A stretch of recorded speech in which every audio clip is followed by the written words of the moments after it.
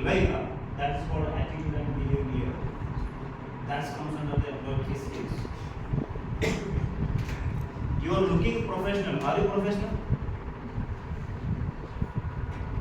Hey, you understand my questions, guys? I will simply answer for you. You are looking a professional. Are you professional? Think 10 seconds. Yeah, but end of the day, your outlook is looking to you. You are very disciplined, systematic. Okay, now you know this. You are talking. Is possible? So, but end of the, I impressed more about your professional way of raising pleasures. I don't know, some students are raising forcibly, and also some administrators are very strict. I love that. क्या बोलते हैं, घर का बंदा बड़ा वो खराब रहता है, वो पूरा फैमिली कैसे रहता है, बर्बाद रहता है, खराब नहीं बर्बाद रहता है. That's make a sense of the soft skills must learning here. Here we are taking sessions for the 5th lesson in the psychology. Why we have the grooming here, and how can I work here? So that's the point. End of the day, you are a professional, but not only for outlook, you have to be inner also. Otherwise, it's a waste of time. So ನೀವು ಆಗಲೇ ಹೇಳ್ದಂಗೆ ಯಾವುದೇ ಪ್ರಪಂಚಕ್ಕೂ ನೀವು ಹೋದರೂ software ಯಾರಾದರೂ ಹೇಳ್ಕೊಡ್ಬೋದು, ನೀವು ಎಲ್ಲರೂ ಕಲಿಬೋದು. ಬಟ್ ಲಿಸ್ನಿಂಗ್ ಸ್ಕಿಲ್ಲು ನೀವು ಆಗಲೇ ನಮ್ಮ ಕ್ಲಾಸಲ್ಲಿ ಕೇಳಿಸ್ಕೊಂಡಿರ, ನಾನು ಜಾಸ್ತಿ ನೋಡಿರ ಕೇಳಿಸ್ಕೊಂಡಿರಿ, ಕೇಳಿಸ್ಕೊಂಡು ಎಕ್ಸ್ಪೀರಿಯನ್ಸ್ ಮಾಡ್ಕೊಂಡಿದ್ದೀವಿ. ಆ ಎಕ್ಸ್ಪೀರಿಯನ್ಸ್ ನಿಮ್ಗೆ ರಿಯಲೈಸು, ಆ ರಿಯಲೈಸ್ ನಿಮ್ಮ ನಾಲೆಜು. ನೀವು ಟೀನೇಜಾ ಯಂಗೇಜಾ? ಟೀನೇಜ್. ಆ ಟೀನೇಜ್ಗೆ ನಾಲೆಜ್ ಇದೆಯಾ? Then you are somewhere engage. ಆ ಎಂಗೇಜ್ ನಿಮ್ಮ time engage. So every literally taking the words we are in English medium. So ಅದಕ್ಕೆ English is very funny. Notice ಅಂದರೆ ಏನು? ಐ ನೋಟಿಸ್ ಯು ಅಂದ್ರೆ ಏನು? ಏಯ್ ಆನ್ಸರ್ ಹೇಳ್ಬೇಕು ನನಗೆ. ಅಬ್ಸರ್ವ್. ಅಬ್ಸರ್ವ್ ಅಂದ್ರೆ ನೋಟಿಸ್. ಐ ಸೀಯಿಂಗ್ ಯು ಅಂದ್ರೆ ನೋಟಿಸ್. ಐ ವಾಚಿಂಗ್ ಯು ಅಂದ್ರೆ ಅಬ್ಸರ್ವಿಂಗ್. ಅದೇನಿದು? How many words we have in English? Every meaning is same? No. That is for situation. That's why I told you, you know everyone English, but you don't know the proper words. ನೀವು ಕನ್ನಡ ಮಾತಾಡ್ತಿಲ್ಲ, ಅದು ಆಡು ಭಾಷೆ, ಕನ್ನಡ ಅಲ್ಲ ಅದು. ಈಗ ಮರದ ಮೇಲೆ ಪಾರಿವಾಳ ಕುಳಿತುಕೊಂಡಿದೆ, ಬುಕ್ಕಲ್ಲಿ ಹೇಗೆ ಇರುತ್ತಾ? ಇರುತ್ತಿಲ್ಲೋ? ಏನು ಮರದಾಗ ಪಾರಿವಾಳ ಕುಂತೈತೆ ಅಂತ ಇರುತ್ತೆ. ಬಟ್ ನೀವು ಹೆಂಗೆ ಹೇಳಿದ್ರೆ ನನಗೆ ಎರಡನೇ ತನಕ ಹೇಳೋದು ಏನು ಹಂಗೆ ಸ್ಟೈಲಾಗಿ, ಶಿಲ್ಪ ಮರದಲ್ಲಿ ಪಾರಿವಾಳ ಕೂತಿದೆ ಹೆಂಗಂತೀರೇನ? ಕುಂತೈತೆ ನೋಡ ಅಂತೀರಿ, ಆ ಕುಂತೈತೆ ಬುಕ್ದಾಗೈತೇನೆ. ಸೊ ಆಡು ಭಾಷೆ ಲ್ಯಾಂಗ್ವೇಜ್ ಅಲ್ಲ ಅದು, ಅದು mutual understanding. We call that feeling and words.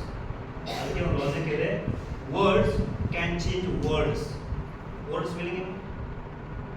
W. Word spelling ಏನು? ಏನು ಡಿಫ್ರೆನ್ಸ್ ಇದೆ ಇಲ್ಲಿ? ಒಂದು word letter. That is your life. ಒಂದು ಶಬ್ದ ನಿಶಬ್ದ ಆಯ್ತಪ್ಪ ಅಂತಂದರೆ ಅಶಬ್ದ ಬಿಡುತ್ತೆ. ಅದೇ ಒಂದು ಶಬ್ದ ಸೌಂಡ್ ಆಯ್ತಪ್ಪ ಅಂದರೆ ಪ್ರಪಂಚನ ಗೆಲ್ಬೋದು. That is a communication. The words are very powerful here. ಅದಕ್ಕೆ normal, formal and professional. So you have to take care of that. So ನಾನು ಆವಾಗಲೇ ಹೇಳ್ದಂಗೆ we have to learn 2 types of powerful skills. ನೀವು ಏನೇ ಕಲಿಬಿಟ್ಟು I don't mind. First we listen the listening skills and communication skills. We just wrote on books. The 2 powerful skills have to learn.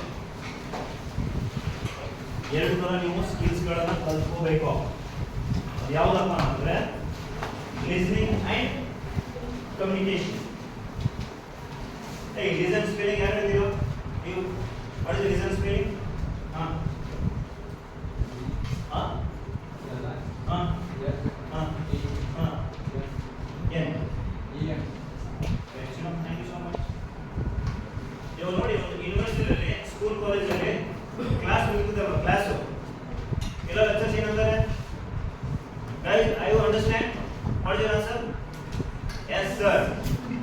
S sir, no. So how many of you listen 40 minutes class? Raise your hands. How many of you? One class ಎಷ್ಟು ಇರುತ್ತೆ? Very 1 hour. ಎಷ್ಟು ನಿಮಿಷ ಕೇಳಿಸ್ಕೊಂತೀರಿ ನೀವು?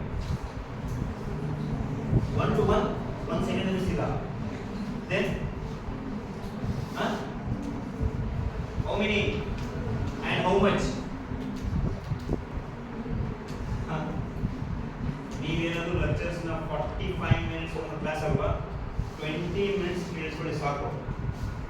ಇದು psychology which are studied as a new students. You are learners, you know. Yes or no? Yes sir. Then what is meaning of learning? Learning ಹೆಂಗೆ ಮಾಡಬೇಕು ಅದ್ರ formula ಹೇಳ್ತೀನಿ ನಿಮಗೆ. ನೀವು ಅದನ್ನೇ ಫಾಲೋ ಮಾಡ್ಕೊಳ್ಳಿ. ನಾನು ಒಂದು ಟಾಪಿಕ್ ಹೇಳ್ತೀನಿ, ನೀವು ಜಸ್ಟ್ ನಾಳೆ ಒಂದು ಎರಡು ಡಿಲಿವರ್ ಮಾಡ್ತೀರಿ. ಆ ಟಾಪಿಕ್ ಬಗ್ಗೆ ಹೇಳ್ತೀವಿ ಪೂರ.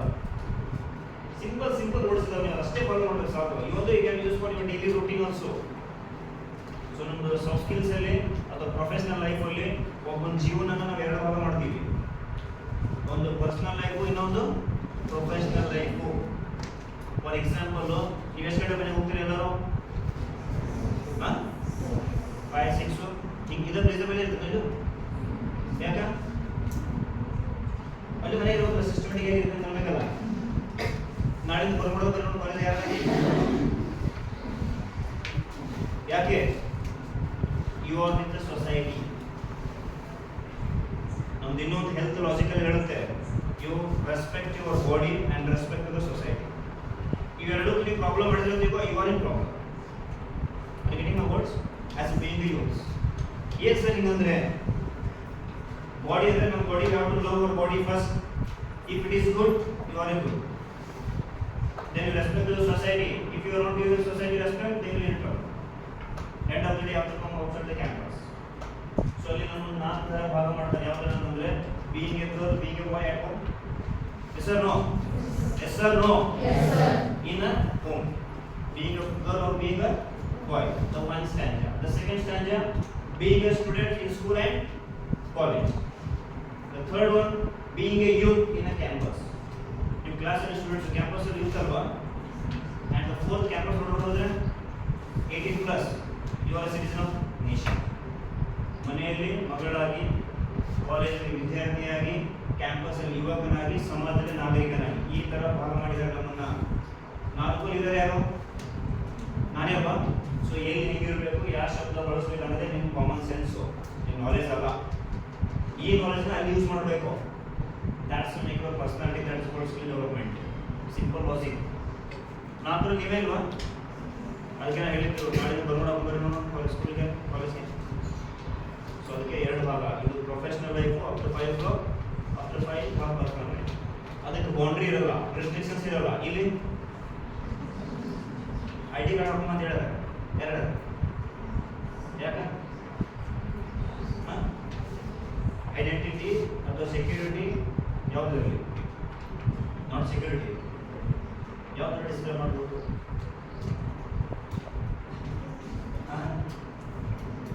ಯಾವ ಥರ ಡಿಸ್ಪ್ಲೇ ಮಾಡ್ಬೋದು?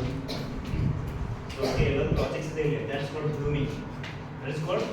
I will tell you later when it comes to the aging process. Every single word is very important here. How to technical knowledge how to take care of.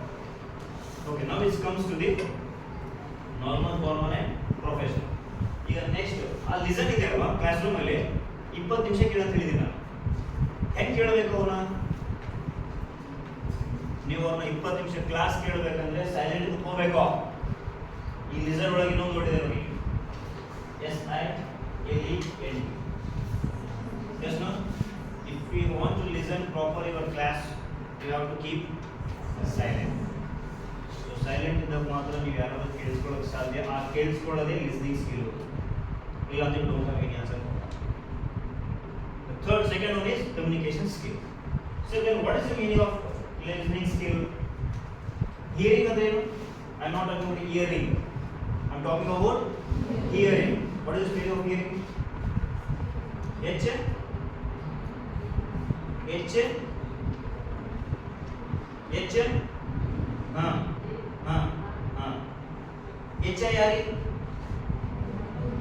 higher ಅಂದ್ರೆ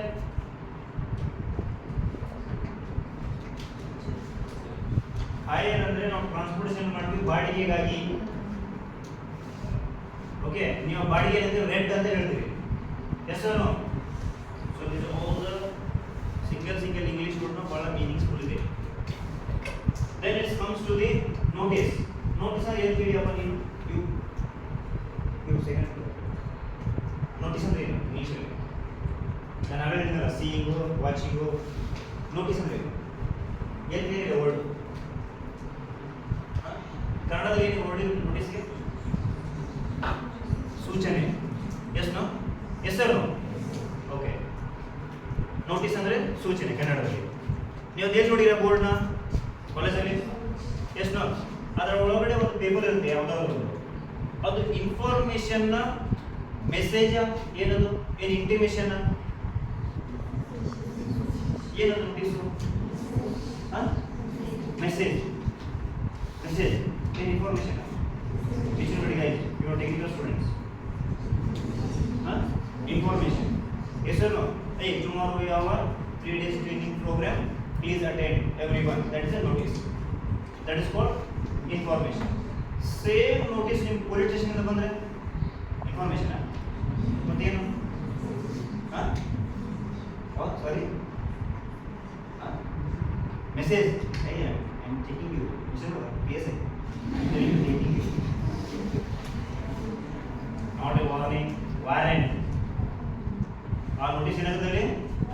But English word is same. The notice comes from the bank. What is this? ಮಗನೇ ಮೂತಿಗಳ car ತಗೊಂಡು style ಆಗಿ Fortuner ತಂದು ಕಟ್ಟಿಲ್ಲ ಅಂತಂದ್ರೆ ಮನೆಗೆ ಪಾಪ ಬಿಗಿನ ಅಂತ ಅಲ್ಲೇ ಮಾಡ್ತಾರೆ.